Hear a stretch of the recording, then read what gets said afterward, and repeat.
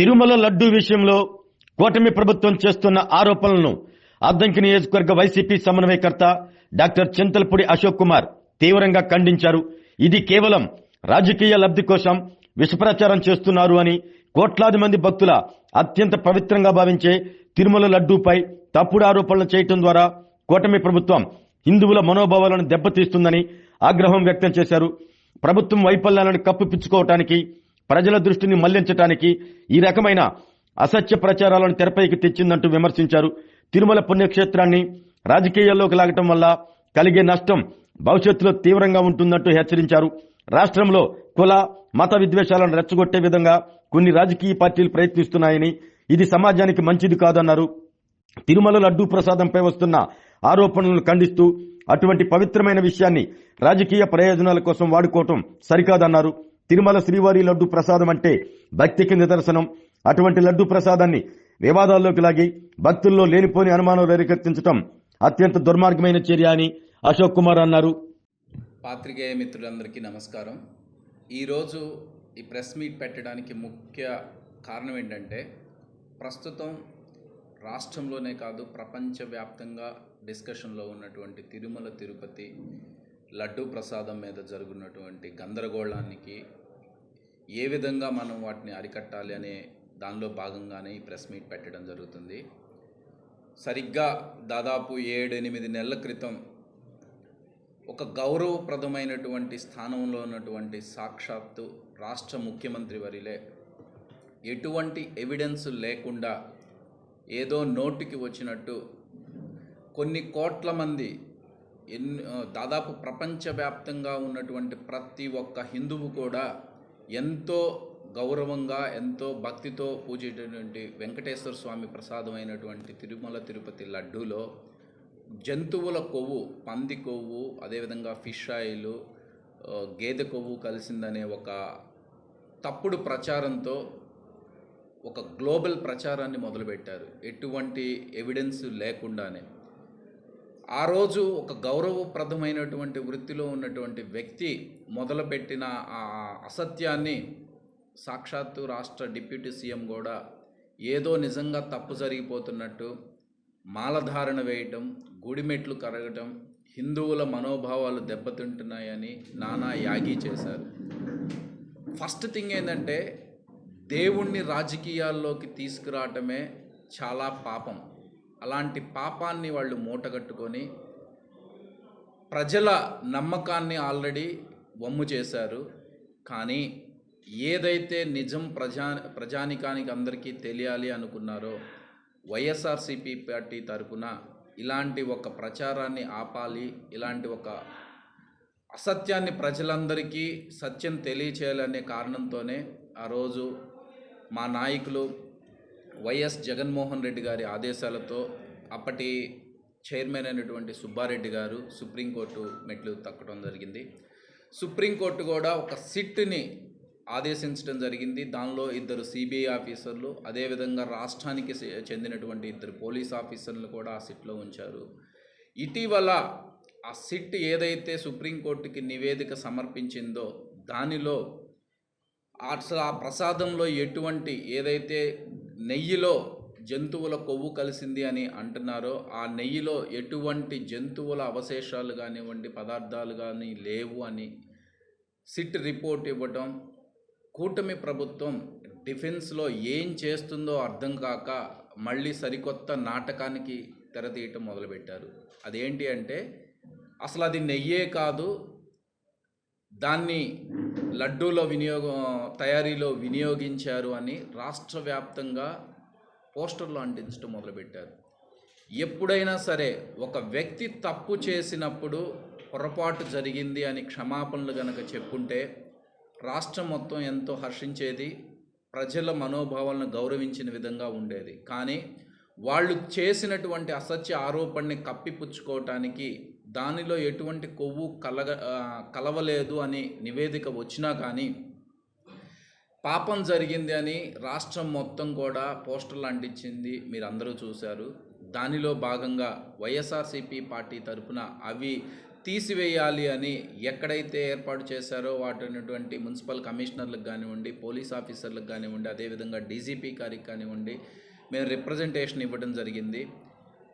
మీరు చూసుకున్నట్లయితే దానిలో భాగంగానే గుంటూరులో ఏర్పాటు చేసినటువంటి ఆ ఫ్లెక్సీల్ని తీసివేయాలి అని అంబటి రాంబాబు గారు చెప్పి వైఎస్ఆర్సీపీ పార్టీ తరపున మేమందరం దైవ పూజల్లో పాల్గొని ఇలాంటి మహా పాపం చేసినటువంటి వాళ్ళని క్షమించాలి అని దైవ పూజల్లో పాల్గొని తిరిగి వస్తుంటే కావాలని ప్రోవోకేట్ చేసి ఏ విధంగా తిట్టారో మీరందరూ చూశారు.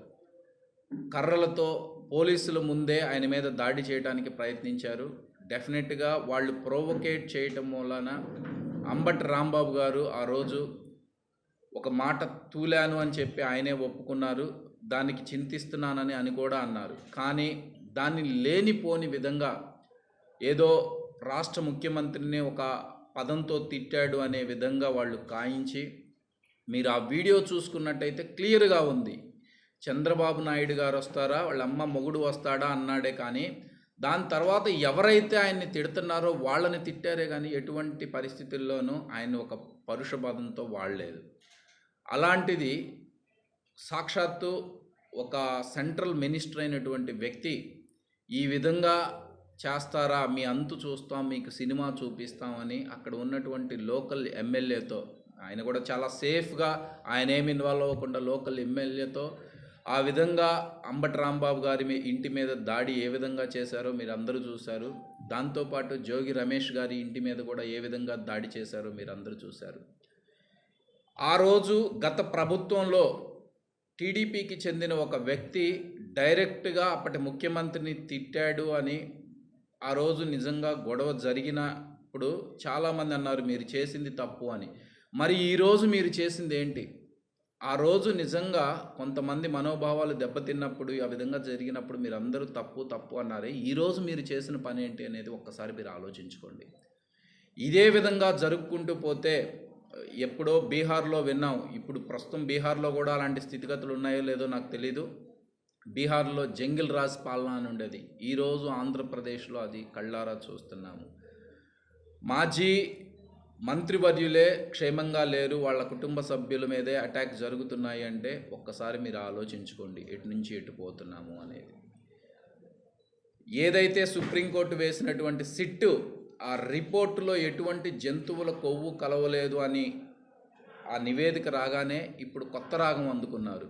అంటే ఒక్కళ్ళని ఎదుర్కోవటానికి మొత్తం రాష్ట్రంలో ఉన్నటువంటి అందరూ కలిసి ఒక ప్రెస్ మీట్ పెట్టి దానిలో జంతువుల కొవ్వు అనే మాట ఇప్పుడు వదిలేసేసేసి ఏదైతే బాత్రూములు కడగటానికి ఉపయోగించేటువంటి పదార్థాలని వాడారు అనే మరొక అసత్య ప్రచారాన్ని తీసుకొస్తున్నారు.